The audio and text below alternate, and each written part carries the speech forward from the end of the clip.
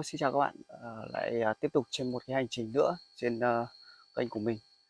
Và khi mà nhắc đến huyện Ba Vì thì mình tin chắc hẳn là mọi người sẽ nghĩ ngay đến những cái điểm du lịch như là núi Ba Vì, Ao Vua hay là Khoáng Xanh Suối Tiên.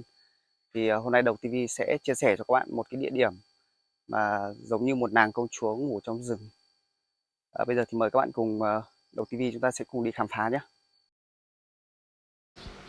Phía trước mặt các bạn thì đây chính là Hồ Cẩm Quỳ, cách với trung tâm thành phố Hà Nội khoảng 45 km.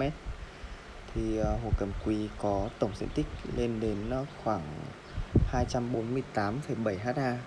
Và trong số cái diện tích này thì hiện tại đang được quy hoạch vào một trong số những cái dự án mà vui chơi cao cấp, bao gồm có sân golf, resort hay là những cái điểm vui chơi dành cho trẻ em và người lớn. Đó là những cái dự án mà mình được nghe tới. Thì để tránh như những cái thông tin mà không đúng với sự thật ấy, thì mọi người có thể lên mạng và tìm hiểu thêm ạ. Hồ có chiều rộng thì trong cái khoảng bán kính là từ 5 đến 7 km và thuộc địa phận của hai xã, đó là xã Cẩm Lĩnh và một nửa của xã Ba Trại.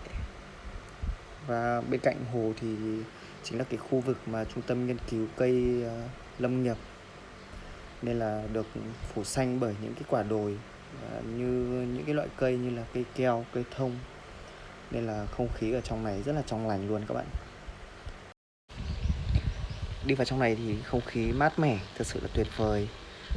Bạn nào mà ở xa với Hà Nội, khi mà có dịp đi ngang qua đây, thay vì thích những cái điểm du lịch đông người mà các bạn thích cắm trại hay là trải nghiệm những cái điểm độc lạ, thì mình nghĩ đây chắc chắn sẽ là một cái điểm camping tuyệt vời nhất mà ở khu vực Ba Vì mình từng được trải nghiệm. Nói chung là trải nghiệm thôi chứ mình cũng đi tới đây và ghi hình cho mọi người cùng xem thôi, chứ còn mình thì đi làm ở gần đây nên là mình đi qua đây mình ghi hình cho mọi người cùng xem ấy các bạn. Ở phía bên dưới này thì có lẽ là cái trục đường phụ.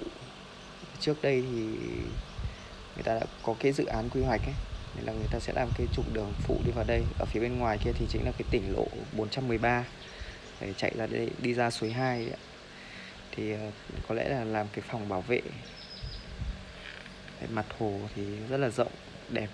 Ở phía bên dưới hồ thì có cá đấy mọi người ạ. Nhưng mà không biết là có được câu hay không, vì như mình thấy thì ở đây thì cũng có người dân xung quanh ở đây, người ta nuôi vịt, nuôi trâu. Có 1-2 hộ dân cũng ở xung quanh đây.